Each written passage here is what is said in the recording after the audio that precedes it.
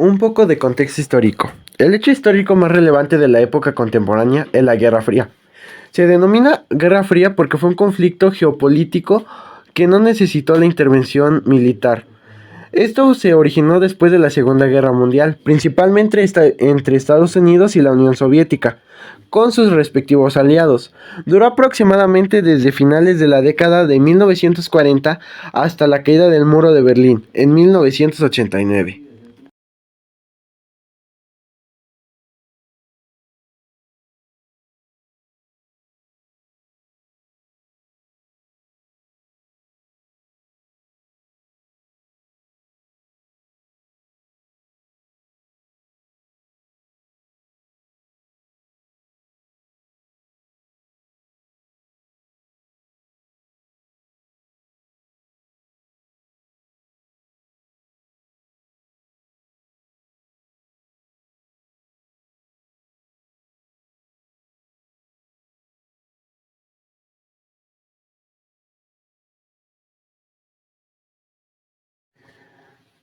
Durante este periodo, las fechas más destacadas son en 1962 con la crisis de los misiles de Cuba.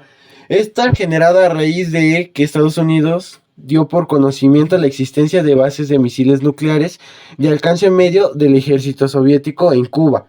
En 1967 fue la Guerra de los 6 días, que este fue un conflicto que enfrentó a Israel con una coalición árabe formada por la República Árabe Unida, Egipto, Siria, Jordania e Irak. Esta tuvo su periodo entre el 5 y el 10 de junio de 1967.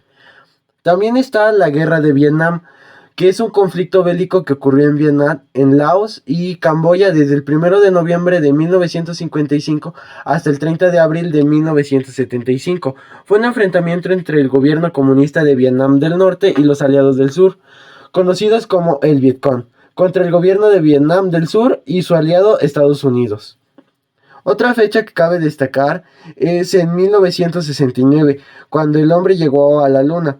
Los astronautas estadounidenses Neil Armstrong y Edwin Buzz Aldrin fueron los primeros hombres en caminar sobre la superficie lunar. La misión Apolo 11 cumplió con la promesa hecha por el presidente John F. Kennedy de llevar a un hombre a la Luna y traerlo de vuelta. Esto siendo la cúspide de la Guerra Fría, la carrera espacial. Está también la guerra afgano-soviética, que fue un conflicto armado que implicó a las fuerzas soviéticas en apoyo del gobierno marxista del Partido Democrático Popular de Afganistán contra los insurrectos fundamentalistas islámicos, mauyadines principalmente, que fue en el periodo de 1978 a 1992. La Guerra Fría fue culminada en 1989 con la caída del muro de Berlín, ya que los gobiernos socialistas en Europa Oriental y la Cumbre de Malta pusieron fin al enfrentamiento entre Estados Unidos y la URSS, sus respectivos aliados. El conflicto duró 45 años y terminó con la disolución de la Unión Soviética. Disopías y paranoia. El miedo a la guerra nuclear y la tensión política se reflejaron en obras disópicas que exploraban un futuro apocalíptico.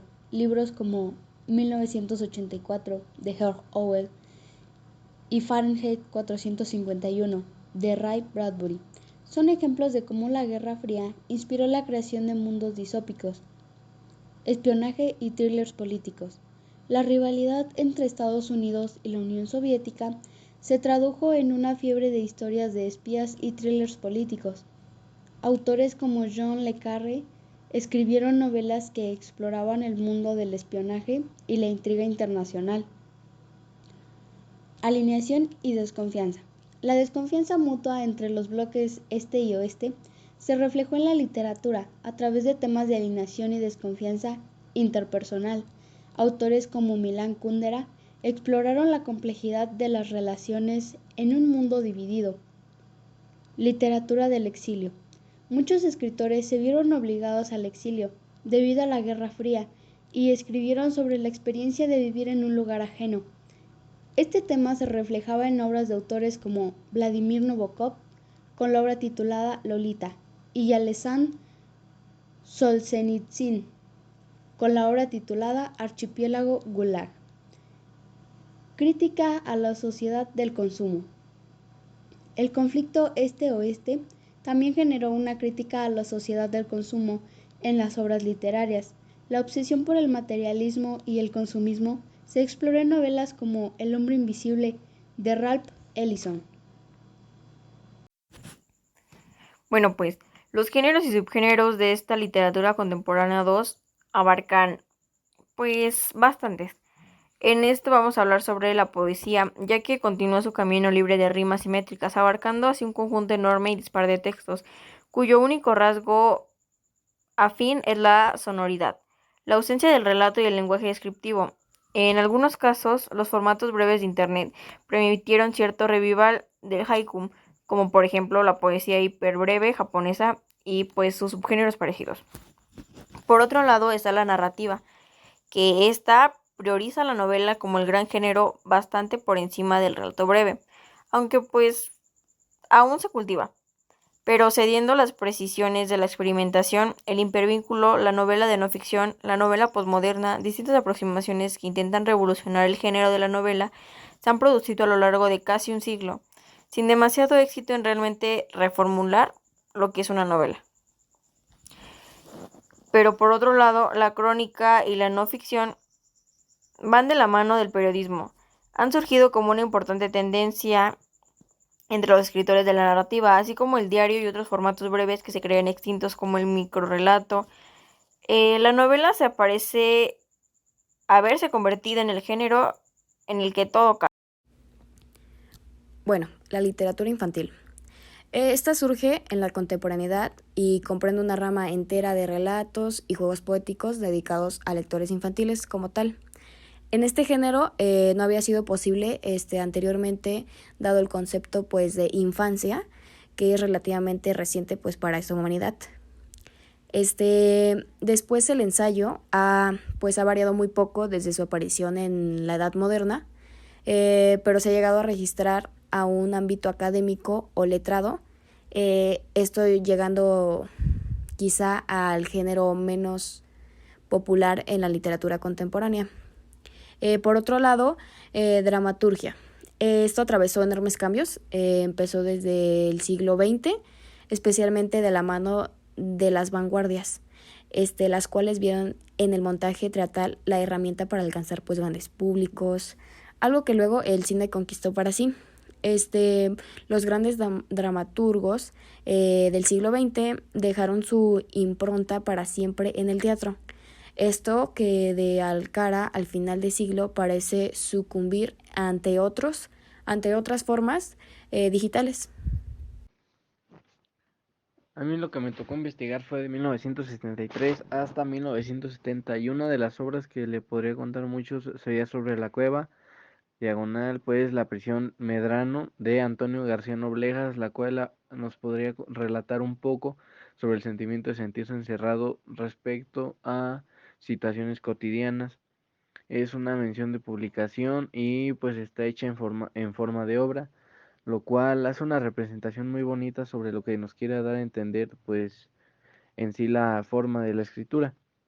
Otra que también podría ser la de romanticismo de Hispanoamérica, pero esta es un poco más compleja para el lector cualquiera y pues necesitas un cierto nivel de facilidad mental para poder comprender todas las partes que esta menciona.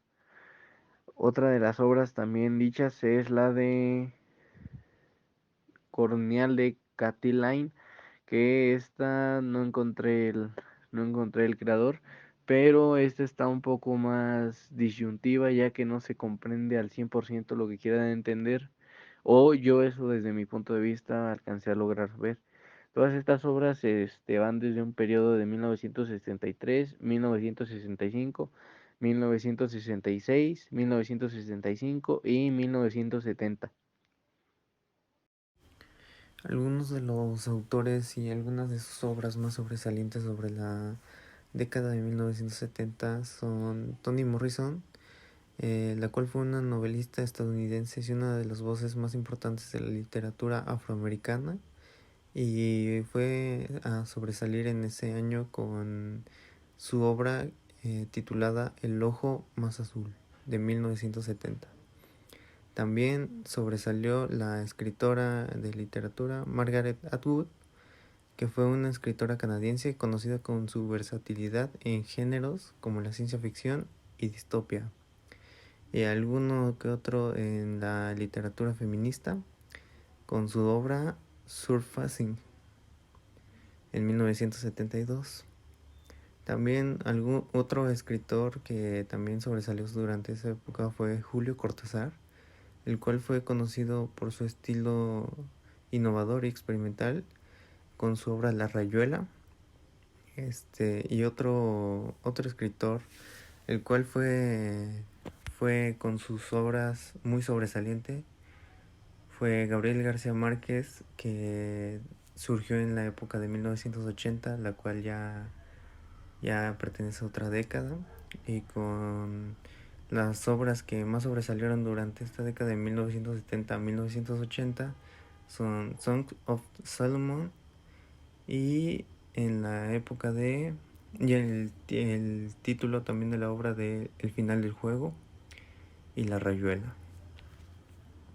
Entre algunas de las obras destacadas en los años de 1980 y 1990 de la literatura contemporánea se encuentran tales como Crónicas de una muerte anunciada, escrita en 1981 por el colombiano Gabriel García Márquez. Fue incluida como una de las 100 mejores novelas del español en el siglo XX. Esta obra habla sobre el asesinato de Santiago Nazar a manos de los gemelos vicarios, que son personajes de dicha novela. Gran Hermano. Esta novela fue escrita en 1984 por George Orwell. Esta novela es actualmente de uso común en la política. Habla sobre un país dominado por un gobierno que mantiene mucha vigilancia a sus ciudadanos e insiste en espiar su manera de pensar para mantener el orden. El amor en tiempos de cólera, escrita en 1985 por Gabriel García Márquez. Esta obra refleja el amor que dura y a pesar de todas aquellas dificultades se pueden superar. Es un homenaje hacia el amor, las aventuras, el tiempo, la vejez y la muerte. La isla de la pasión, escrita en 1987 por Laura Restrepo. Tiene género de ficción y trata sobre un tragicómico que habla sobre un joven oficial que acepta ir a una misión a una isla llamada de la Pasión. Va con su esposa y 11 soldados. En esa isla pasan demasiadas cosas que se terminan quedando ver librados a su suerte. Otra obra llamada Las vacas comen espaguetis, escrita en 1989 por Laura Restrepo. Esta obra habla de demasiados temas, tanto fantásticos como reales, los cuales incluso nosotros podríamos vivir, tales como dragones y monjas, amor de Anita y Marbella, arcoíris y huracanes, ventajas y desventajas de tener dinero, problemas matrimoniales, entre muchos más. La tabla de Flandes, escrita en 1990, escrita por el periodista Pérez Reverte. Es una mezcla de novela policíaca e histórica. Entre sus temas centrales es el arte y el ajedrez. Esta obra trata sobre un juego de trampas en el cual un joven introduce uno de sus cuadros en forma de ajedrez, la cual será la clave secreta, ya que nadie la conoce y esto puede cambiar la historia de Europa.